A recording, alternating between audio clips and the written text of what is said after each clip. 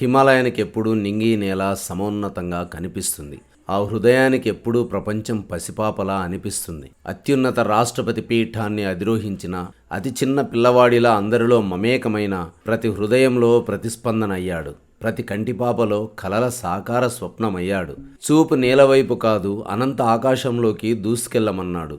ఆఖరి క్షణం వరకు అలుపొద్దన్నాడు. అందుకే ఆయన కేవలం ముసల్మాన్గా మాత్రమే మిగిలిపోలేదు, దేశానికే దిశానిర్దేశం చేయగల మిస్సైల్ మ్యాన్ అయ్యాడు. ఆయన అబ్దుల్ కలాం మాత్రమే కాలేదు, అందరి ఆశలకు అల్లాద్దీన్ అద్భుత దీపం అయ్యాడు. ఆయనే భారతమాత యశస్సుకు కీర్తి కిరీటం. ఆయనే భావి భారత యువతకు స్ఫూర్తి కెరటం. ఆ మహానుభావుడు దేశ సేవలోనే చివరి శ్వాస వదిలిన అనుక్షణ శ్రమజీవి. వివక్ష అనే పాప పంకిలం అంటని పరిశుద్ధ కర్మయోగి.